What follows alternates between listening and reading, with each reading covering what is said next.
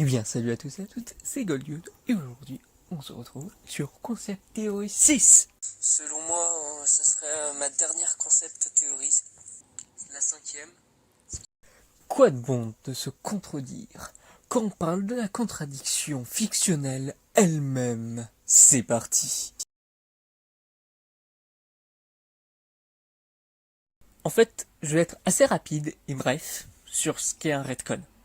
Même si vous allez voir qu'avec FNAF, ça se mélange tellement bien avec cette merde qu'est cette histoire, mais que j'aime toujours autant, mais qui en même temps, ça se mélange tellement mal. Oui, c'est très paradoxal. Bienvenue dans Concept Theories, ou les théories à la Goldgood, tout simplement. En général, hein, pas juste ça. Et justement, en parlant de ça, du coup, un retcon, c'est un changement d'un fait établi. Mais déjà, faudrait qu'il y ait des faits établis dans FNAF. Et il n'y en a pas. Tous les effets établis dépendent de l'interprétation. Donc, est-ce qu'on peut vraiment parler de retcon objectif? C'est très compliqué. À moins que Scott en assume un. Et c'est ce qu'il a fait. Il en a fait qu'un seul. Ça va plaire à certains, parce que le retcon assumé de Scott est entre Five Nights at Freddy's 4 et Five Nights at Freddy's Sister Location. Non, ce n'est pas FNAF World. Eh les gars, je voulais commenter rapidement le sujet des retcons. J'ai fait une blague hier soir sur la reconnexion, et il est devenu évident que c'est très important pour beaucoup de gens, et c'est compréhensible. J'ai beaucoup de respect pour cette communauté, et la dernière chose que je veux, c'est que quiconque pense que je change immédiatement les détails sur un coup de tête. Je vous assure que ce n'est pas le cas. La vérité est que j'ai fait un retcon réel dans la série, même si je ne vais pas dire où c'est. Cependant, il y a eu d'autres moments où mes intentions initiales ne se sont pas manifestées clairement. Dans ces cas, je tiens à clarifier dans le prochain match. Ce n'est pas vraiment un retcon, c'est simplement une tentative de guider l'histoire vers l'endroit où elle était initialement prévue. Un exemple rapide et très mineur de ceci serait celui de la théorie des adultes. Je pouvais voir pourquoi les gens le croyaient, alors j'ai rapidement publié un teaser supplémentaire pour clarifier les choses. Je dois parfois faire ça avec mes jeux. J'ai utilisé Sister Location pour éclaircir une idée fausse de FNAF 4. Actuellement, il y a une idée fausse de Sister Location que je pourrais avoir besoin de clarifier un jour aussi. Ou peut-être que je vais juste la laisser tourmenter la fandom, clin d'œil.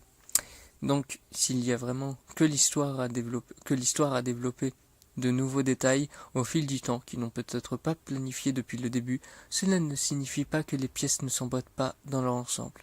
Il y a beaucoup d'informations entassées dans ces jeux. Il y aura toujours des détails que je ne transmets pas à 100% comme prévu.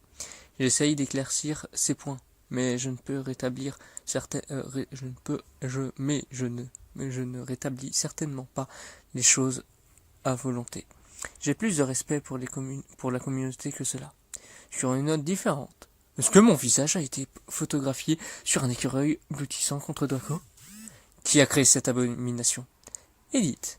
Pour être clair, le seul retcon mentionné a été intégré de manière assez transparente, et la plupart des gens ne l'ont pas remarqué. Si cela a été la cause de problèmes ou de confusion, je l'aurais dit. Je l'aurais abordé ici plutôt. Donc en fait, il dit ce que j'avais déjà parlé dans la précédente... non, pas la précédente Concept Theories 3 et 4. En fait, c'est le fait que Scott fait des retcons, mais il essaye toujours d'embriquer tout, pour toujours former une unité dans la licence. Même si du coup, FNAF World, et même en ce moment, Freddy Fazbear's Pizza Simulator et Ultimate Custom Night, même si FNAF World n'a rien, là où FFPS et FNAF 6, c'est d'un code, et que Lucent, c'est un débat dont j'ai parlé précédemment.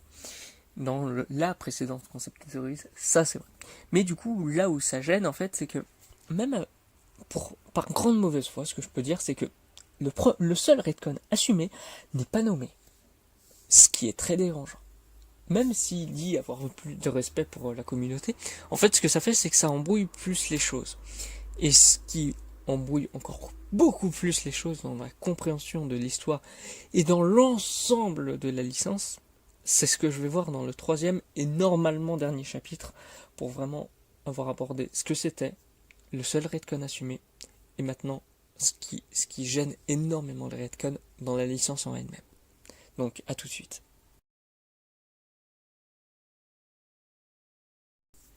Et donc nous voilà pour le dernier chapitre. Il y aura bien sûr une conclusion, hein, qu'on soit clair. C'est le dernier chapitre numéroté si vous préférez. Tiens, un clin d'œil à la précédente concept théorie. Que d'ailleurs la concept théorie 4 et 5, je les ai tournés au même instant, donc quand je disais à la fin de la concept théorie 5, ce soir il y aura ça, au final j'aurais dû couper parce que j'ai tourné les deux en même temps, mais je les ai pas sortis en même temps finalement. Enfin bref. Là où je veux en venir, c'est le fait que le gros et le vrai souci des retcons dans FNAF, c'est ce qu'ils apportent. Comme je l'ai dit, un retcon c'est un changement d'un fait établi.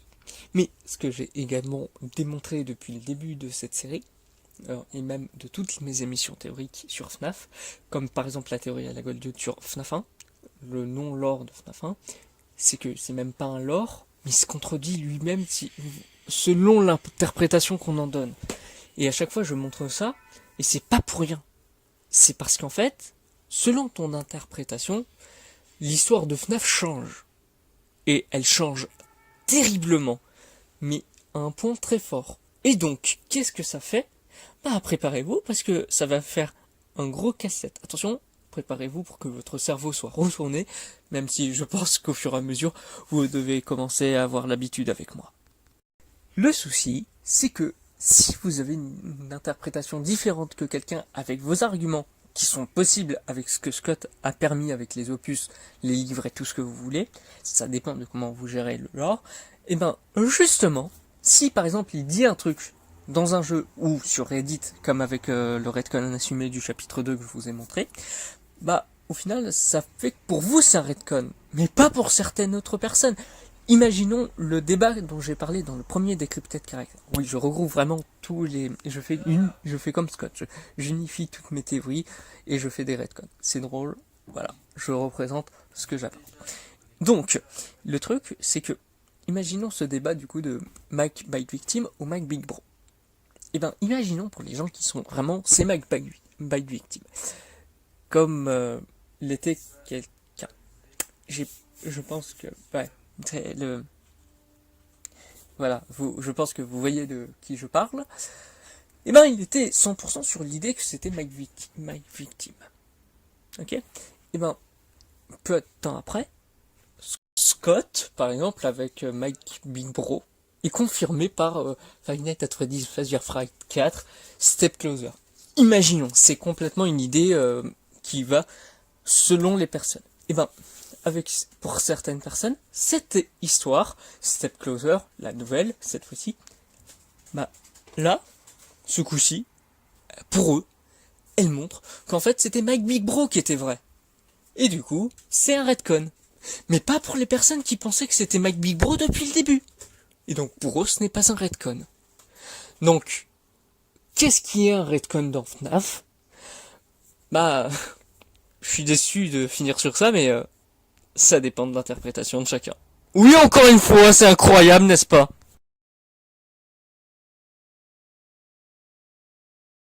Pour conclure, les retcons font partie de FNAF. C'est ce qui fait l'essence de FNAF. C'est ce qui fait l'histoire.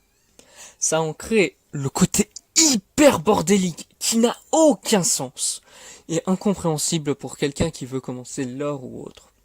Parce que, en fait, pour eux, ils peuvent pas savoir. Ils peuvent pas savoir les débats des retcons ou autres. Parce que vraiment, c'est... Ah mais non, mais c'est ça. Non, je suis sûr qu'en fait c'était ça, mais Scott a changé ses plans. Ouais. Mais alors, moi, comment je fais pour comprendre ça si je viens à peine d'arriver et que du coup, je vois qu'il y a eu ce duel de est-ce que ça a été retcon ou pas. Mais j'ai pas été là. Du coup, je pouvais pas choisir mes arguments à cette période. Donc c'est ça qui va être très compliqué. Et le fait que si les retcons sont du coup l'essence, mais en même temps le défaut. Parce que ça gêne énormément, pas juste à la compréhension des nouveaux, qui peuvent arriver pour le lore. Salut si vous arrivez sur ma vidéo en ayant noté Five Nights at Freddy's, hein, je ne sais pas. Non, l'autre souci, c'est le fait aussi que cette histoire tient à ça. Et du coup, s'il n'y a plus de retcon, ça serait peut-être un truc en moins qu'aurait Scott pour faire que son histoire n'ait pas de sens, mais ait du sens pour vouloir la résoudre.